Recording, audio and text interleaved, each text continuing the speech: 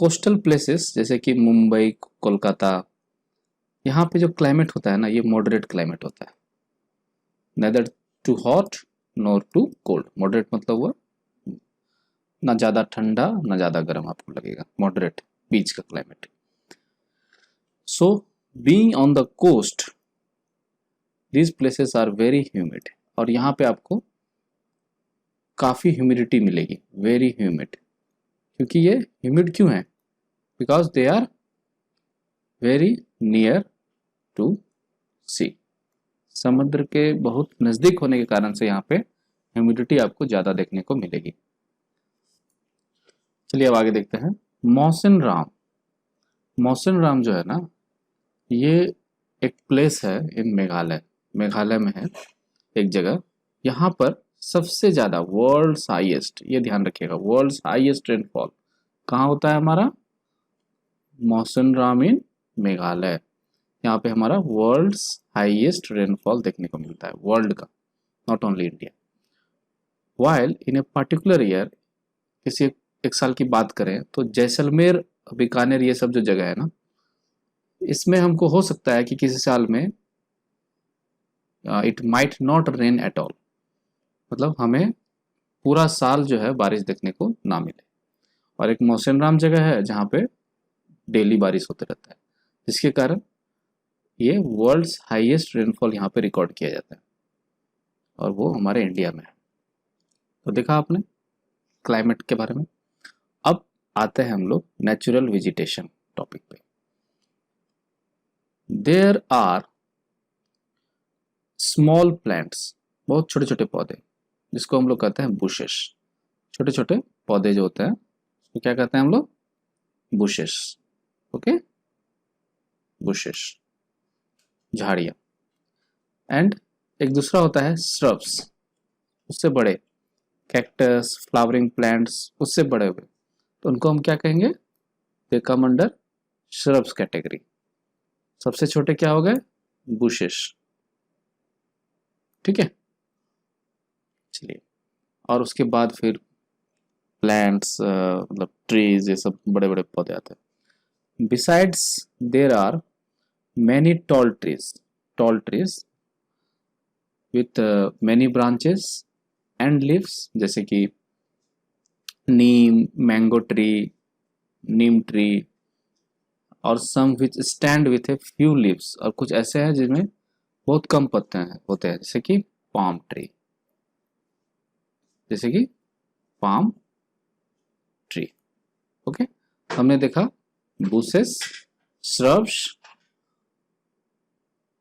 देखा आपने, bushes, shrubs, उसके बाद ट्रीज, फिर ट्रीज, ऐसे ट्रीज जिसमें कुछ में देर आर मैनी ब्रांचेस, कुछ में देर आर फ्यू ब्रांचेस, कुछ में आपको मिलेगा मैनी लीव्स, कुछ में मिलेगा आपको फ्यू लीव्स, जैसे कि पाम ट्री। तो इस तरह का there are variety of vegetation. तो ग्रासेस हो गए, घास, shrubs and trees which grow on their own, जो खुद ग्रो करते हैं, अपने आप उग जाएंगे। ग्रासेस, श्रब्स एंड ट्रीज, जो अपने आप उग जाएंगे, जिसमें ह्यूमन बींग्स का ना तो कोई मदद होता है उनको ग्रो करने में, और ना ही उनके वे कोई बाधा उत्पन्न करते हैं, विदाउट इंटरफेरेंस। ह्यूमन बींग की तरफ से ना हेल्प ना कोई इंटरफेरेंस, और इस स्थिति में दे ग्रो देयर ओन, खुद ग्रो करना है, ग्रो देयर ओन। तो ऐसे वेजिटेशन को हम लोग कहते हैं नेचुरल वेजिटेशन। जितने पहाड़ पे पेड़ आप देख रहे हैं, ये सब सारे खुद ग्रो हुए हैं, इसकी ना कोई रखवाली करने जाता है, ना ही इसे मानव ने जाके वहाँ पेड़ पे, पहाड़ पे जाके लगाया है, और ना ही उनके ग्रोथ को वो रोकने के लिए जाते हैं। They grow naturally, that's why they are called natural vegetation. So different types of natural vegetations are dependent on different climatic conditions. तो अब नेचुरल वेजिटेशन है, खुद ग्रो होते हैं, तो वो भी किस पे डिपेंडेंट रहते हैं? वो डिपेंडेंट रहते हैं कि जहाँ भी वो ग्रो हो रहे हैं वहाँ का क्लाइमेटिक कंडीशन कैसा होता है, उसके अनुसार ही वो ग्रो करते हैं। ठीक है, जिसमें कि सबसे इम्पोर्टेंट क्या है? The amount of rainfall is very important, कि बारिश कितनी हो रही है, रेनफॉल वहाँ पे कितना रिसीव हो रहा है, तो वो हमारा सबसे इम्पॉर्टेंट फैक्टर हो जाता है फॉर द नेचुरल वेजिटेशन। ठीक है, चलिए। Due to varied climatic conditions, India में there is a variety of climatic conditions, climatic conditions vary place to place, so India has a wide range of natural vegetation। तो हमारे यहाँ natural vegetation का जो प्रकार है, जो दायरा है, वो बहुत बड़ा है, मतलब कई तरह के हमारे नेचुरल वेजिटेशन आपको देखने को मिलेंगे इंडिया में। Now we will see why are forests necessary. अब ये जो फॉरेस्ट होते हैं, जंगल होते हैं, ये हमारे लिए या की क्या जरूरत है, वाई दे आर नेसेसरी। तो इसके लिए देखते हैं, forests are very useful for us, हमारे लिए काफ़ी मतलब लाभदायक होते हैं forests, because they perform various functions, ये काफ़ी तरह के फंक्शंस परफॉर्म करते हैं। ठीक है, किस तरह के फंक्शंस करते हैं ये, चलिए देखते हैं। जैसे प्लांट्स है, प्लांट्स रिलीज ऑक्सीजन, जिससे हम सांस लेते हैं, दैट वी ब्रीथ। और ये ऑक्सीजन कैसे रिलीज करते हैं, bye absorbing carbon dioxide, CO2।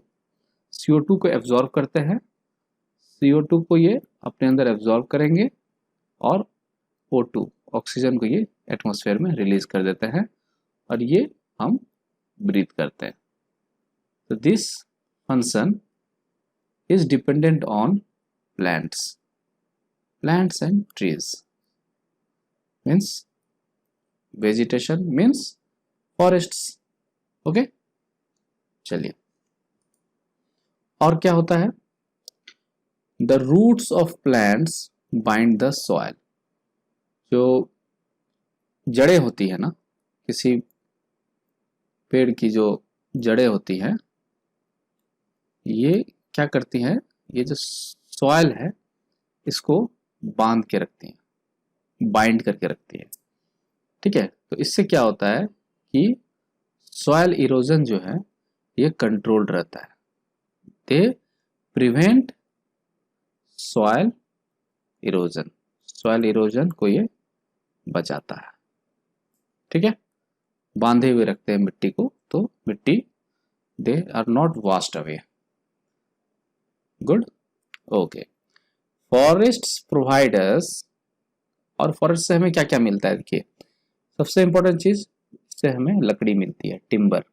Timber से हम फर्नीचर्स बनाते हैं। ठीक है, और इसी टिम्बर को हम एज ए फ्यूल यूज करते हैं, फ्यूल वुड, फॉडर की तरह, चारा की तरह इस्तेमाल करते हैं, है ना। अपने जो जानवर, जो हमारे पालतू जानवर हैं, उनको पत्ते उत्ते खिलाने के लिए एज ए फॉडर इस्तेमाल करते हैं। कई प्लांट्स जो हैं वो मेडिसिन्स की तरह, मेडिसिन्स बनाने में काम आते हैं, जैसे मेडिसिनल प्लांट्स, जैसे कि सपोज तुलसी, गिलोय, ये सब हो गया, है ना। मेडिसिनल प्लांट्स, और कुछ हर्ब्स भी होते हैं जो मेडिसिन्स की तरह या मेडिसिन बनाने में काम आते हैं, लैक, हनी, गम, इस तरह का और भी चीज़ें हमें मिलती है। ठीक है, चलिए। फॉरेस्ट्स और क्यों इम्पोर्टेंट है, तो यदि हम थोड़ा जोर डालें अपने दिमाग पर, तो हम ये देखेंगे कि forests are natural habitat of wild life.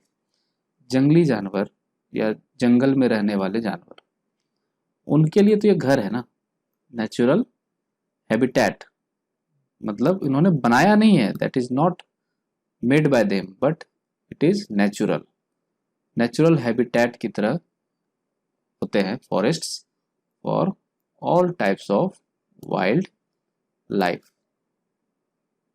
ठीक है, तो नेचुरल हैबिटेट हो गया वाइल्ड लाइफ का, फॉरेस्ट्स हो गए। Natural vegetations has been destroyed to large extent because of reckless cutting of the trees. ये देखिए बड़ी खतरनाक चीज, नेचुरल वेजिटेशंस को हमने बहुत नुकसान पहुंचाया है, काफ़ी हद तक नुकसान पहुंचाया है, क्योंकि हमने काफ़ी सारे ट्रीज की हम कटिंग करते हैं, रेकलेस कटिंग, मतलब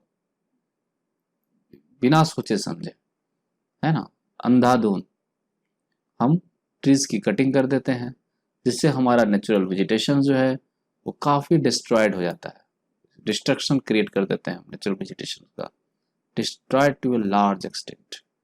ठीक है, अब इसको नेचुरल वेजिटेशन को हम डिस्ट्रॉय करेंगे तो जितने भी बेनिफिट्स हमने आपको काउंट करवाए वो सारे हमारे अफेक्टेड हो जाएंगे। इसलिए हमें डिस्ट्रॉय नहीं करना चाहिए, बल्कि हमें ज़्यादा से ज़्यादा पेड़ लगाना चाहिए, वेजिटेशंस ग्रो करने चाहिए। We should plant more trees and protect the existing ones, और जो पहले से है उनको बचाना है और नए नए और भी पेड़ लगाने हैं। साथ ही साथ हमें लोगों को भी जागरूक करना है, make people aware of the importance of trees, पेड़ पौधे इन सब के जो महत्व है इसके बारे में हमें लोगों को जानकारी देना है, उनको आश्वस्त करना है, उनको जागरूक बनाना है, ताकि हम ट्रीज की और नेचुरल वेजिटेशंस की रक्षा कर सकें, वी कुड प्रोटेक्ट देम। ठीक है, चलिए, we can have special programs. तो इस जो हमारा ये एम है टू प्रोटेक्ट आवर ट्रीज या फिर टू प्लांट मोर ट्रीज, इस एम को अचीव करने के लिए क्या किया सकता है? We can have special programs, हम कुछ स्पेशल प्रोग्राम्स रख सकते हैं, लाइक वन महोत्सव, है ना, वन महोत्सव। ठीक है, one means forest, forest related festivals, that is one महोत्सव हम ऑर्गेनाइज कर सकते हैं टू इन्वॉल्व, जिससे कि कोई हम सेलिब्रेशन करेंगे, महोत्सव मनाएंगे, then more and more people will get involved, they will participate, and their participation will make our earth green, हमारा जो पृथ्वी है वो हरा भरा रहेगा, हरा भरा बनेगा, और लोगों का अवेयरनेस बढ़ेगा, लोगों का पार्टिसिपेशन बढ़ेगा, लोगों को इस चीज़ में जो है इंटरेस्ट जगेगा, उनका इंटरेस्ट बढ़ेगा, जगेगा, और हमें और हमारे आगे आने वाले जनरेशन्स को इस चीज़ का फायदा मिलेगा। Next topic is wild life, है ना, जो जो हमारा जंगली जो ये है, वाइल्ड लाइफ मतलब हो गया वन्य जीवन, वन में पाए जाने वाले जीवन या वन से रिलेटेड जीव जंतु, वाइल्ड लाइफ। ठीक है, फॉरेस्ट्स आर होम, फॉरेस्ट क्या है, घर है, to variety of wild life, है ना, कई तरह के जंगली जीव जंतु के घर के तरह एक्ट करता है हमारा forest. There are thousands of species of animals, है ना, एनिमल्स के कई थाउजेंड्स ऑफ स्पेसीज पाए जाते हैं, and large variety of reptiles, amphibians, mammals, birds, insects, worms, which dwell in forest, जो कि बहुत सारे reptiles, amphibians, mammals, birds, insects, worms, जो कि जिनका जीवन फॉरेस्ट में ही उनका जीवन ज्ञापन होता है, that dwell in forest। ठीक है, फॉरेस्ट में ही रहते हैं। Now tiger is our national animal, tiger भी कहाँ रहता है, जंगल में, वन में। ठीक है, गिर फॉरेस्ट है गुजरात में, और ये है एशियाटिक लायंस का ये घर है, Asiatic Lions, it is a type of one of the type of Lions, Asiatic, Asia में पाए जाने वाले लायंस, उनका हमारे कंट्री में गुजरात में Gir forest is there home. Now अब elephants and one horned rhinoceros, ठीक है, एक सींग वाले राइनोसोरस ये आपको मिल जाएंगे, they will find roaming in the forests of Assam, मतलब असम में एलिफेंट्स और वन हॉर्न राइनोसोरस पाए जाते हैं। Elephants are also found in Kerala and Karnataka, Kerala और कर्नाटक में आपको मिल जाएंगे। कैमल्स एंड वाइल्ड एसेस, जंगली गधे। कैमल्स आपको मिल जाएंगे ग्रेट इंडियन थार डेजर्ट में, और वाइल्ड एसेस आपको मिल जाएंगे रण ऑफ कच्छ में। ठीक है, चलिए। Wild goats, snow leopards, bears etcetera are found in the pole means Himalayan regions, है ना, बर्फीले प्रदेश जहाँ पे Himalaya, it is snow capped and cold climate में आपको ये मिलेंगे wild goats, snow leopards, bears etcetera. तो इंडिया में हो गया इनका प्लेस कहाँ पे है, हिमालयन रीजन्स में। Besides this many of the animals are found in our country, और भी कई एनिमल्स हमारे कंट्री में देखने को पाए जाते हैं, जैसे कि monkey, wolf, jackal, nilgai, chital etcetera. Okay, our India is also rich in bird life, है ना, हमारे जो पक्षी हैं, पक्षी का जो जीवन है या उसमें भी हमारा इंडिया काफी रिच है, धनी है। Our national bird is peacock. Okay, and other common birds जैसे कि parrots, pigeons, myna, geese, bulbul, ducks are also commonly found in India, सामान्य तौर पर भारत में पाए जाते हैं। There are several bird sanctuaries, अब इनकी रक्षा के लिए, इनके प्रोटेक्शन के लिए और इनको इनका नेचुरल हैबिटाट दिलाने के लिए, give the birds their natural habitat, to protect them we have several bird centuries.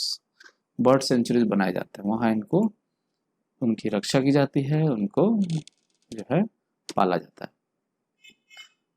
ठीक है, चलिए आगे देखते हैं। This provide birds protection from hunters, तो जो शिकारी होते हैं उनसे बर्ड्स को प्रोटेक्शन मिल जाता है in the bird sanctuaries. There are several hundreds of species of snakes, सांप भी कई hundreds of species of snakes we find in India, जिसमें से आपका कोबरा और kraits, cobras and kraits are important among them.